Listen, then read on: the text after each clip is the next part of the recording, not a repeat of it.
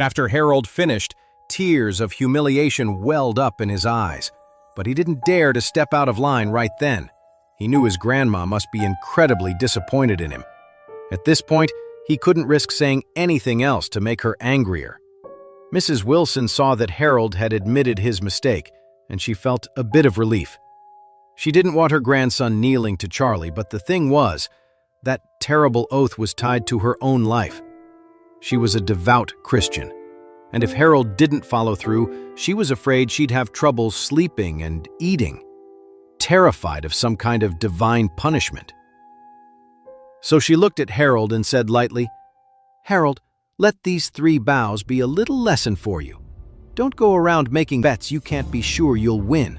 And if you do bet, don't drag your family into it." Harold said, his face grim, "I know, Grandma. It won't happen again." As he spoke, his eyes shot a venomous glare at Charlie. He was thinking about what a piece of trash Charlie was for forcing him to kneel, making him lose face.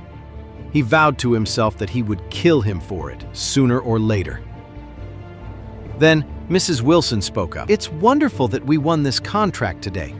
Everyone needs to get to work immediately. We have to use this opportunity to build a strong relationship with the Mrand Group." Charlie chimed in from the side. "Grandma, since Claire was the one who secured the deal, shouldn't the position of company director go to her?" Mrs. Wilson's eyebrows shot up, and she couldn't help but have second thoughts. She had said that whoever got the contract could be the director. However, the thought of Claire, whom she had never liked, and her good-for-nothing, irritating husband made her change her tune. If she promoted Claire, and Claire was no longer under her thumb, what would happen? At that moment, she wanted to take back her promise. After all, she hadn't made some life-or-death oath about it, so she could do it with a clear conscience. However, she knew she couldn't say that right after Claire had just landed the massive contract, so she found a convenient way to stall. "Well, tomorrow night, I'll host a banquet and invite all the important people in Oris Hill. Then, in front of everyone, I will announce our partnership with the Mrand Group and the appointment of the new director." Hearing this, Charlie felt a wave of relief and satisfaction. Claire smiled softly. It seemed the director position was finally hers. She wouldn't have to worry about being pushed around anymore, and her parents could finally hold their heads high. Mrs. Wilson turned to Claire and said, "Claire, there's one more thing I need your help with." Claire quickly replied, "Of course, Grandma. What is it?" Mrs. Wilson said, "I want you to contact the chairman of the Mrand Group and invite him to the banquet tomorrow."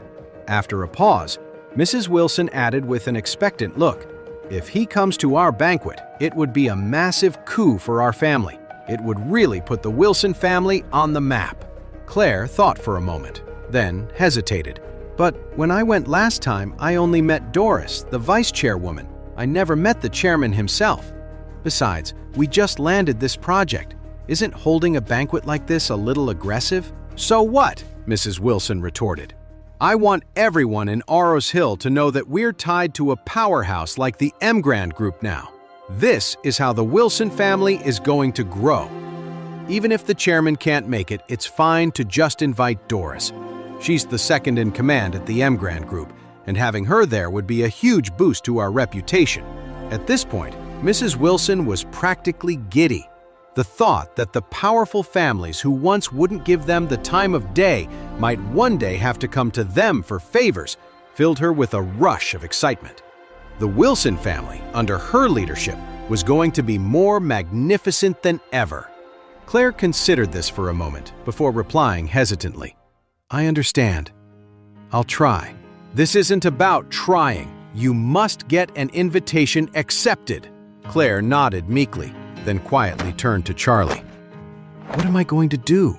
What if the chairman doesn't come? What if Doris doesn't want to come either?" Charlie laughed and said, "Just try it. You have Doris's number, right? Who knows? Maybe she'll say yes the moment you call." He thought about the upcoming banquet. It was a chance to show off the Wilson family's new status, but more importantly, Claire would be announced as the new director.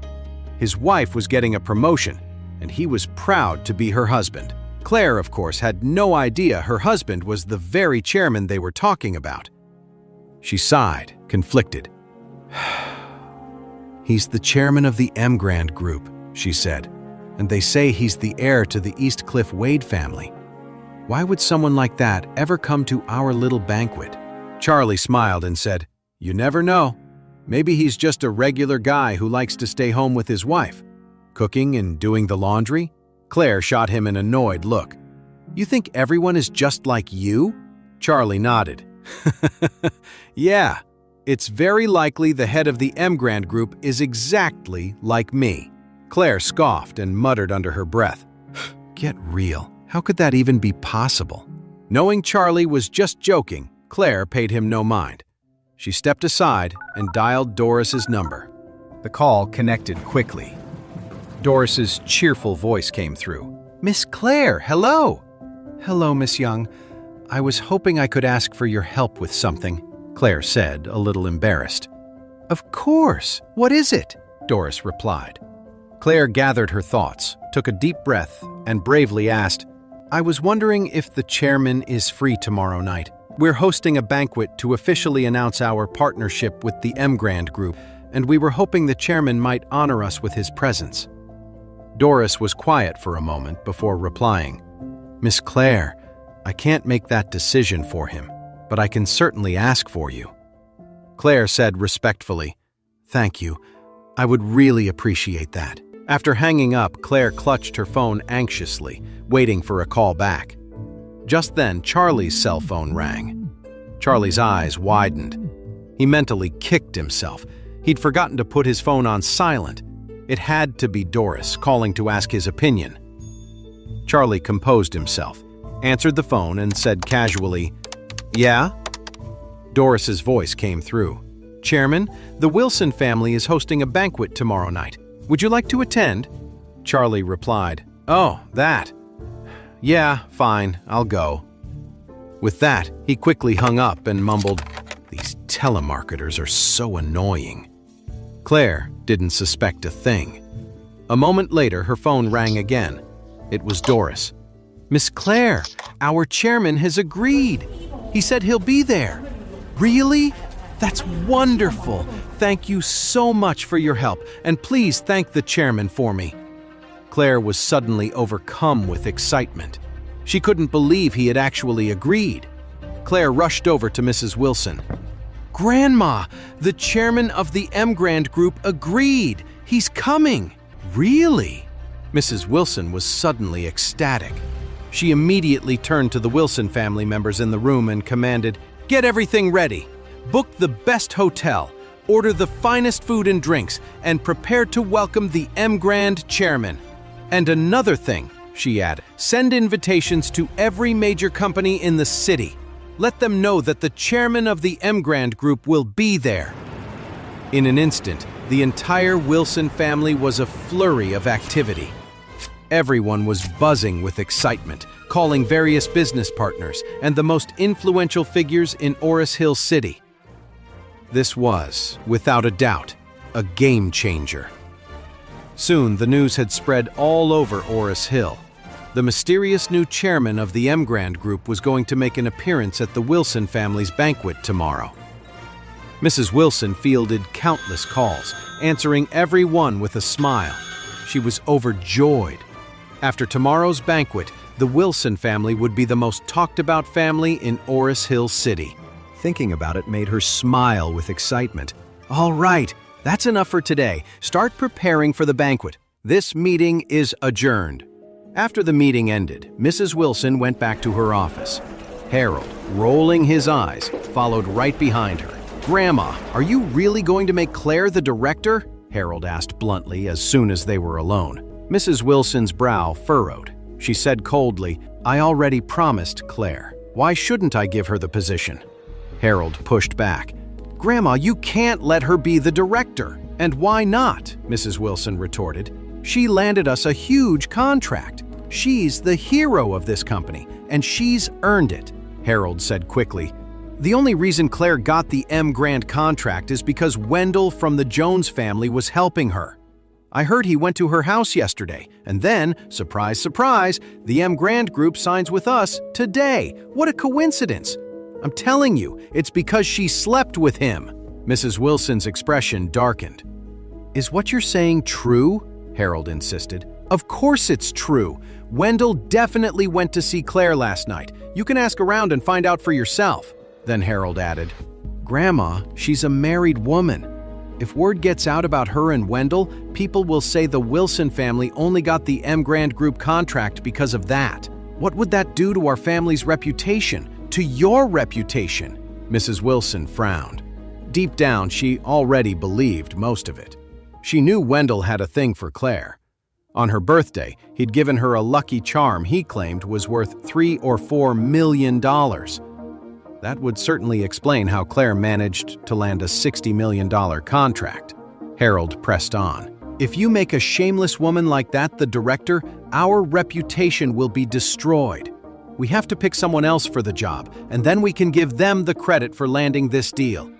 It should be a man. That's the best way to avoid any more rumors." Mrs. Wilson nodded slowly. She was almost completely convinced. Looked at this way, she really did have to pick another director to put an end to the rumors. If people started saying that the contract was because of Clare and Wendell, she could just point to a new director and claim they were the one who secured the deal. That way, no one could say the family relied on Clare selling herself. Besides, Mrs. Wilson had her own selfish reasons. She'd never liked Clare. She had always favored the men in the family over the women, and she didn't want to see Clare gain any more power or influence. She had to keep Clare in her place to make sure the Wilson family's assets wouldn't fall into the hands of an outsider. Thinking of this, she made up her mind. So she looked at Harold and said coldly, "Harold, from now on you'll listen to me. You'll do what I ask you to do, and you won't do anything I forbid. Do you understand?" Harold immediately answered with devotion, "Grandma, don't worry. From now on, what you say goes. I'll do anything you tell me to." "Good." Mrs. Wilson nodded, satisfied. "At the banquet tomorrow, I will tell everyone that you are the new director and that you're fully responsible for the partnership with the Mrand Group. But you must remember to be obedient. I can make you, and I can break you." Harold was ecstatic and quickly promised, "Grandma, don't worry. I will be. I'll be completely obedient." To know more, listen to the audio series Heir in Hiding, only on the Pocket FM app.